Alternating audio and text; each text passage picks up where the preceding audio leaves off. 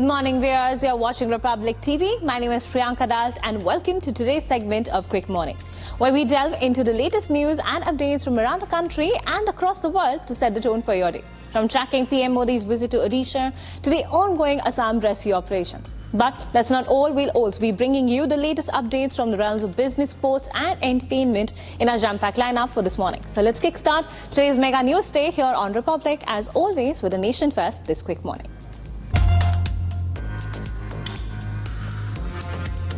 Prime Minister Narendra Modi will inaugurate the 18th Pravasi Bharatiya Divas Convention in Bhubaneswar today at 10 a.m. This year's theme, Diaspora's Contribution to a Viksit Bharat, highlights the Indian diaspora's role in the nation's development. Odisha Deputy CM Pravati Parida called the event a significant achievement for promoting tourism, while G20 Sherpa Amitabh Kant emphasized Odisha's potential as a top tourist destination. During the inauguration, PM Modi will also flag off the Pravasi Bhartiya Express, a special tourist train for Indian diaspora members. He'll also open 4 exhibitions and visit the promotional stalls set up by the union ministries and state governments, including Odisha, Maharashtra, Andaman Nicobar Islands and Gujarat. The Prime Minister will then return to Delhi after his engagements.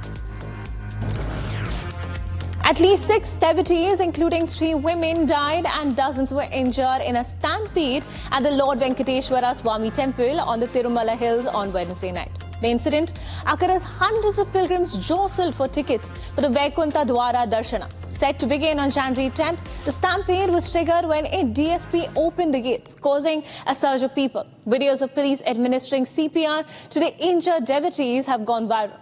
Andhra Pradesh Chief Minister N. Chandrababu Naidu expressed sorrow and will be visiting Tirupati today, urging measures to prevent such incidents from happening in the future.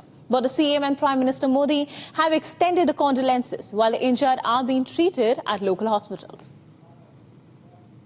Unfortunate incident. Unfortunate.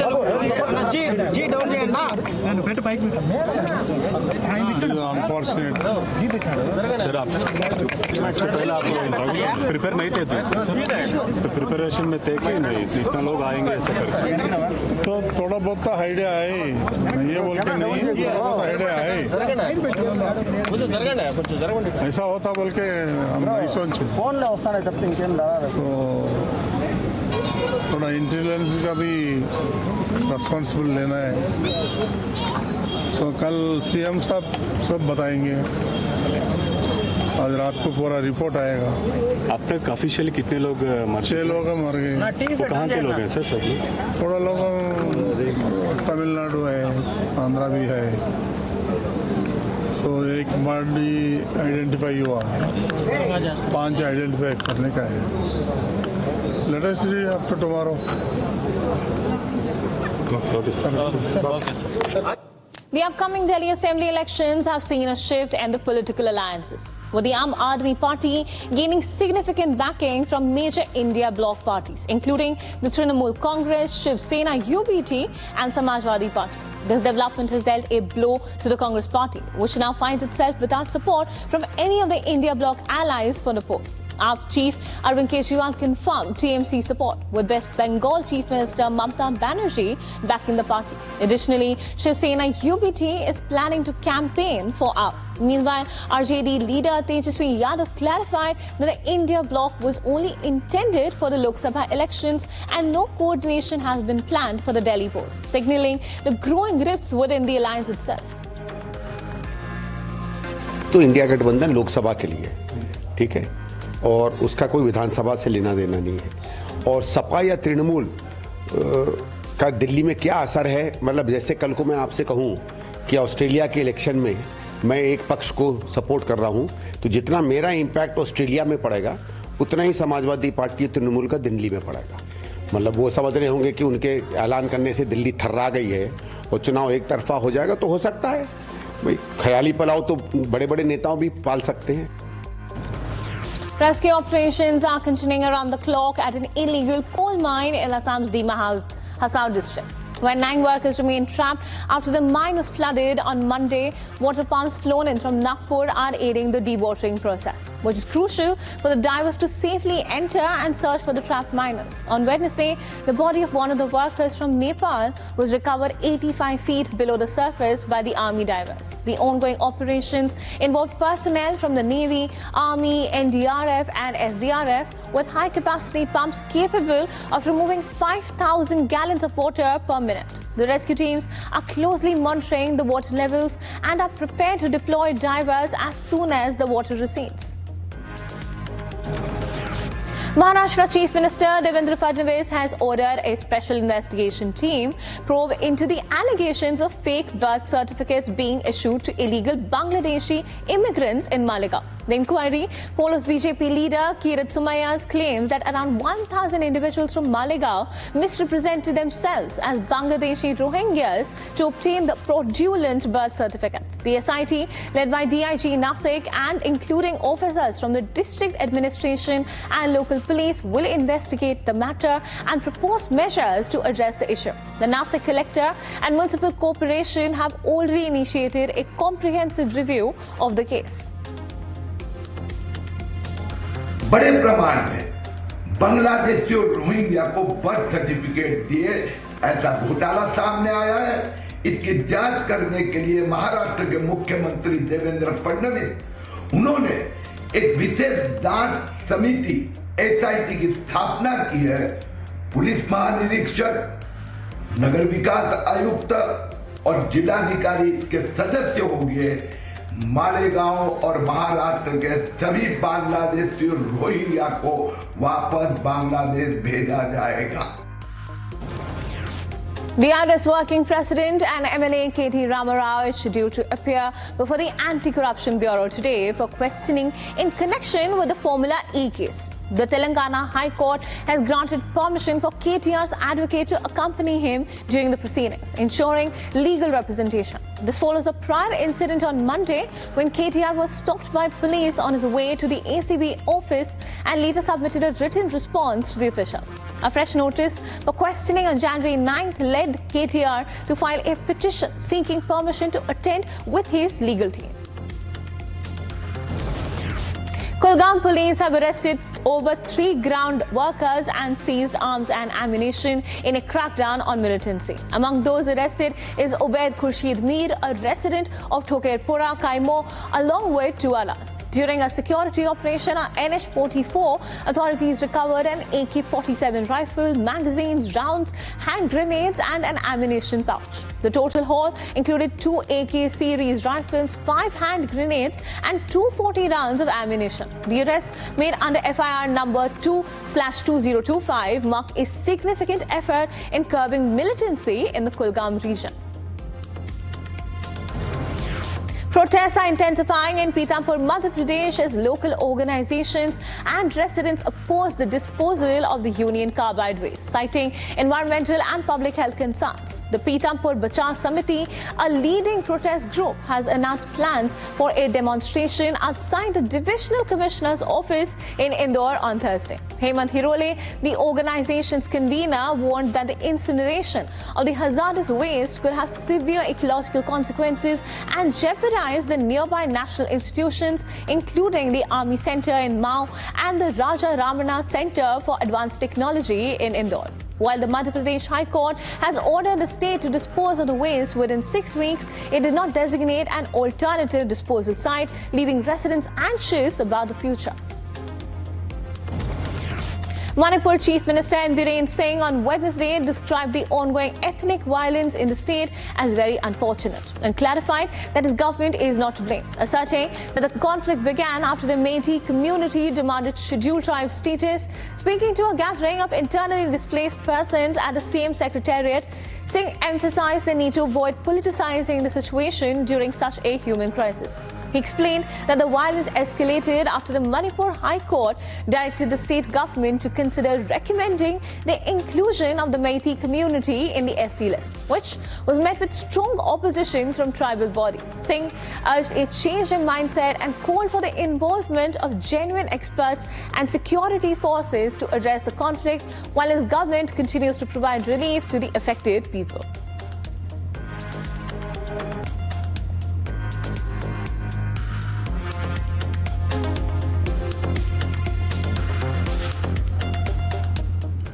We are tracking the top business stories for the day. We bring you the latest updates on India's economic landscape, from fluctuations in GDP growth to significant developments in trade relations and foreign portfolio investments. Stay tuned as we delve into the key highlights shaping the business world today.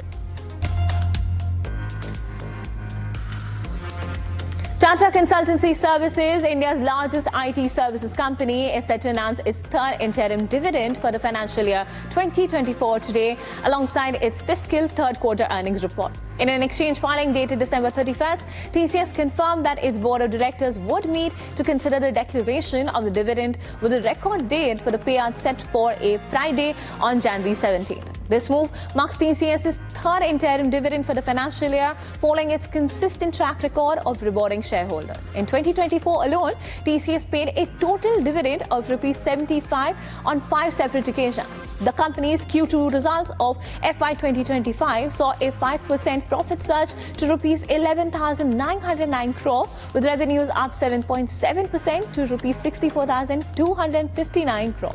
TCS's strong performance and regular dividend payouts underline its financial stability and commitment to shareholder returns. Toyota, the biggest car maker, is making significant strides into the space industry with a new investment in Japanese startup Interstellar Technologies. As part of its broader ambitions to expand beyond the automotive innovation, the world's largest car maker, through its subsidiary Woven by Toyota, has committed to a 7 billion yen investment in IST to support the mass production of rockets. This move highlights Toyota's strategy to diversify its technology portfolio and play a larger role in the emerging space sector. In addition to this investment, Toyota is also collaborating with Japan's space agency to develop a lunar rover for NASA's Artemis program, reflecting its long-term vision of space exploration as part of its broader mobility goals. The company's chairman, Akio Toyoda, reflected on the importance of thinking beyond Earth, revealing that Toyota's exploration outreach now extends to rockets and lunar technology. The Reserve Bank of India has lifted a ban on the Ashirwad Microfinance Limited and DMI Finance Private Limited, allowing them to resume their lending activities. The ban, which was imposed in October 2024, stemmed from concerns over the companies' excessive interest rates and pricing practices, particularly the weighted average lending rate. Following the RBI's intervention, both firms undertook corrective measures, including revising their processes and ensuring compliance with regulatory guidelines. With the lifting of the restrictions, the companies can now resume the sanction and dispersal of loans, signaling a return to normal operations. This move follows the recent lifting of similar restrictions on other firms like Navi Finserv Private Limited and Arohan Financial Services Limited. Office space demand in India reached an all-time high in 2024, with total absorption touching 719 lakh square feet, surpassing the pre-pandemic levels by 19%, according to Knight Frank. This represents a 21% year-on-year growth compared to 2023. Key cities leading the charge included Bengaluru, which saw a 45% rise in leasing to 181 lakh square feet, and Delhi NCR, where leasing increased by 25% to 127 lakh square feet. Mumbai recorded a 40% growth, leasing 104 lakh square feet, while Hyderabad's demand rose 17% to 103 lakh square feet. Pune and Ahmedabad also saw strong gains, with leasing up by 19% to 80 lakh square feet in Pune and a remarkable 64% increase in Ahmedabad to 30 lakh square feet. However, Chennai reported a 25% decline to 81 lakh square feet, and Kolkata experienced a slight dip of 4% to 40 lakh square feet. Telangana Chief Minister A. Revant Reddy has urged Prime Minister Narendra Modi to approve key development projects for the state, including the second phase of Hyderabad Metro Rail as part of Telangana's vision to contribute $1 trillion to India's goal of becoming a $5 trillion economy. During a virtual event, Reddy talked about needed for an integrated railway coach factory in Kazipet, a dedicated railway line from Andhra Pradesh's Machilipatnam port to Telangana, and the expansion of the regional ring rail network. Despite recent advancements such as the new Charlapalli railway terminal, Reddy criticized the slow progress under the previous BRS government and expressed the need for faster implementation to boost Telangana's infrastructure and economic growth.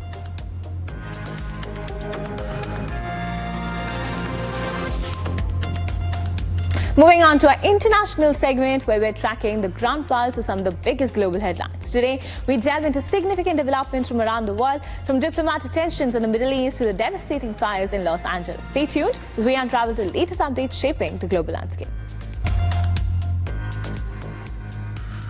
A fast-moving wildfire broke out Tuesday in the inland foothills northeast of Los Angeles, hours after another blaze tore through the city's Pacific Palisades neighborhood along the coast, destroying many homes and prompting evacuation orders for tens of thousands. The Eton fire in Altadena started near a nature preserve just before 6:30 p.m. The flames spread so rapidly that staff at a senior care center had to push dozens of residents and wheelchairs and hospital beds down the street to a parking lot where they waited in their bed clothes for ambulances and other vehicles to take them to safety. The Los Angeles Fire Department put out a plea for off-duty firefighters to help fight the flames. The flames were further being pushed by wind stopping 97 kilometers per hour in some places, adding to the chaos. Folks, the fact is that I directed DOD, Department of Defense, to rapidly provide additional firefighting personnel and capabilities. I've also, California National Guard is adding 2 modular air firefighting systems units, and 2 more are being ready for the National Guard, the Nevada National Guard. Reservists who are refusing to continue fighting in Gaza were given support on Tuesday at a special conference. More than 130 reservists signed a letter saying they don't agree with the way the war is being fought and don't believe it will bring the hostages home. At the conference for the refusal of war in Tel Aviv, reservists spoke during a panel discussion to a packed audience of supporters. Some of the reservists who fought in Gaza said they didn't agree with what they saw or were told to do, such as burning buildings. While the movement is small, the reservists say it is the tip of the iceberg and hope it will entice more people to speak up and pressure the government into a ceasefire. Well, we're gathering here in order to call and support those who refuse to serve in the genocidal war in Gaza.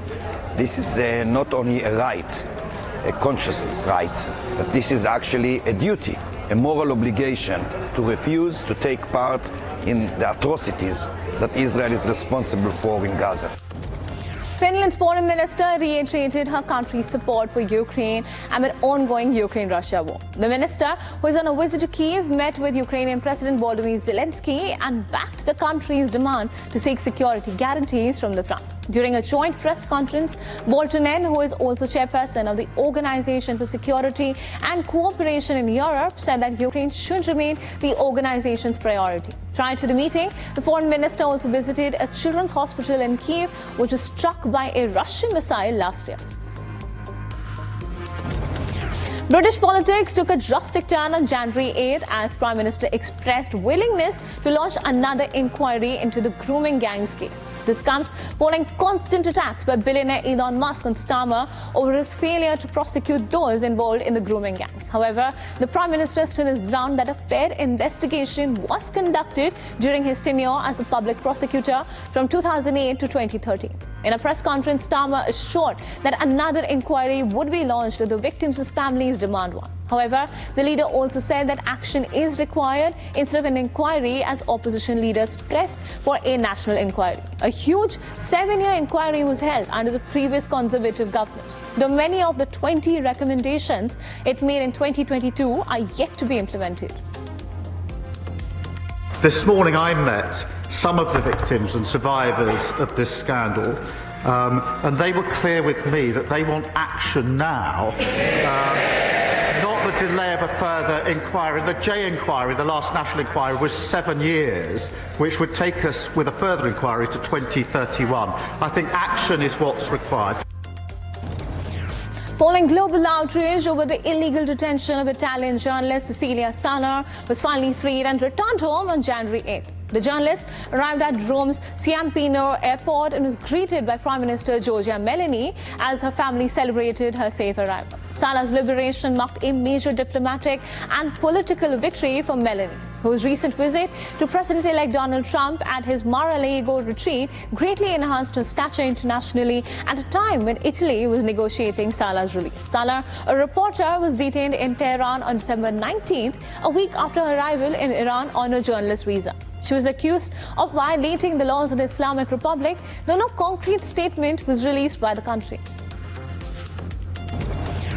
Ahead of President-elect Donald Trump's inauguration on January 20th, the current U.S. Secretary of State Anthony Blinken arrived in Paris to meet his French counterpart, Foreign Minister Noel Barrot, on January 8th. Blinken is on a scheduled overseas tour before he joins President Joe Biden in Rome and the Vatican before returning to the U.S. on January 11th. As Syria holds bilateral talks with various nations across the world to improve its diplomatic positioning, Bahrain's delegation has arrived in Damascus for a fresh round of talks. Syria's de facto leader Ahmed al-Shara received the delegation, including Bahrain's foreign minister. The minister has backed Syria and asked for international sanctions on the country to be removed. Earlier, Turkey also urged global forums to remove sanctions from the country. Syria is all set to participate in the Arab conferences as the country is once again welcomed in discussions following the ouster of President Bashar al-Assad. In a harrowing incident, 2 hikers went missing in the Italian Alps as rescue operations continue in full swing. Though the crew was able to locate the body of a British hiker, search for his friend continues. The pair went missing on January 1st and a rescue alert was raised on January 6th as the duo failed to take their scheduled flight back home.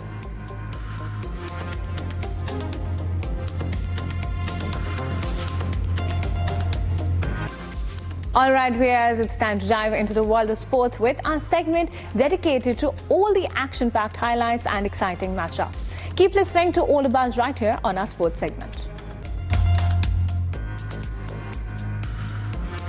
Virat Kohli will be super motivated to put a struggling phase behind him, and the premier India batter is capable of returning to his run-making ways, said former South African captain Faf du Plessis.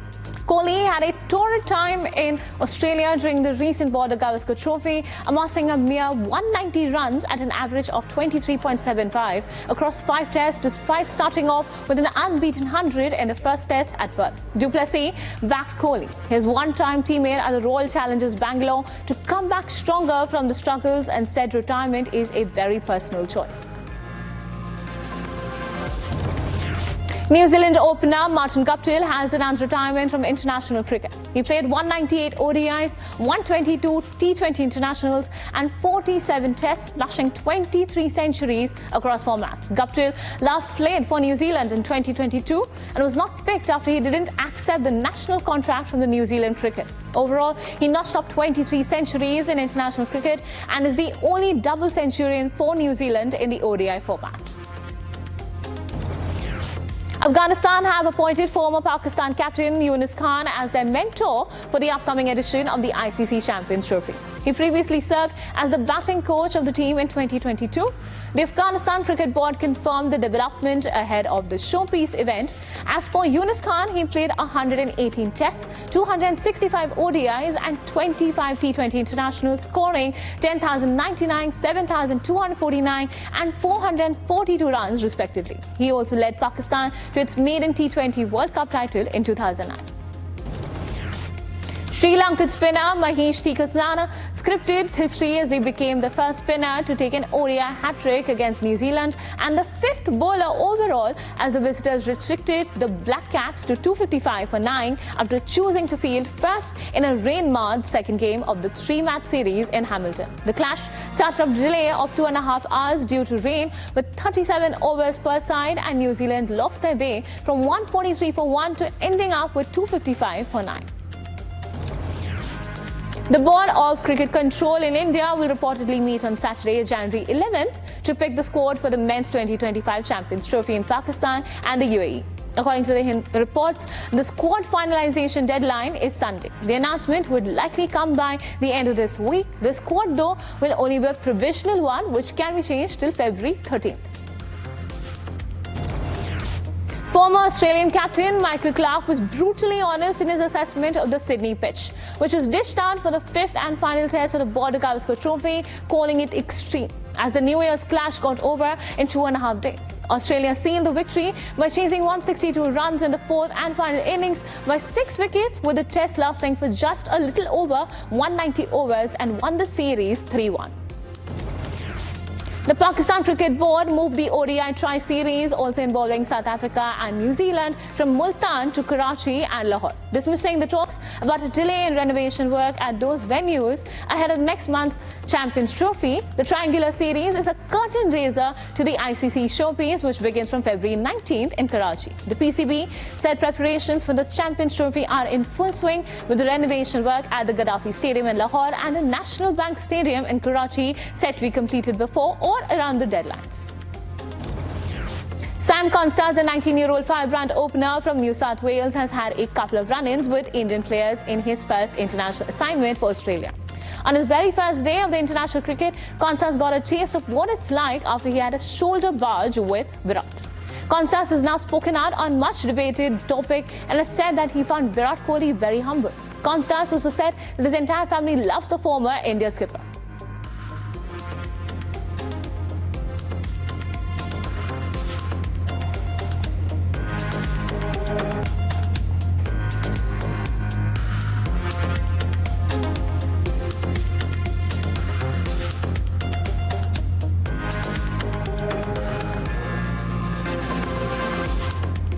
Viewers, now it's time for us to take a look at the world of entertainment as we bring you the highlights from the world of cinema, Hollywood and Bollywood. This and more as we unravel all the latest updates from the world of entertainment this morning.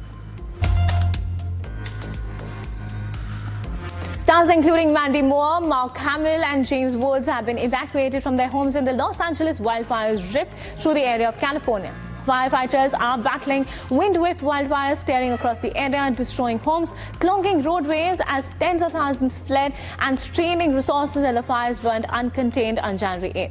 While officials didn't give an estimate of the structural damages or destroyed in the wildfire, they said that about 30,000 residents were under evacuation orders and more than 13,000 structures were under threat. Filmmaker turned politician Pritish Nandy passed away at his Mumbai home on January 8. He was a renowned Indian poet, painter, journalist and former parliamentarian. He reportedly suffered a cardiac arrest at his South Mumbai residence. Anupam Kher expressed his condolences towards the grieving family and shared a heartfelt note on social media platforms celebrating Nandy. Pritish Nandy was a celebrated filmmaker and was honoured with the Padma Shri for his contributions to Indian literature in 1977. Following the breakout of hazardous wildfires in California, the Screen Actors Guild cancelled its plans to announce the nominations live on January 8. Instead, the nominations were released by a press release. The SAG Awards, hosted by Kristen Bell, will stream live on Netflix on February 23rd. Bell is a nominee for the Netflix comedy series Nobody Wants This, as is her co-star Adam Brody.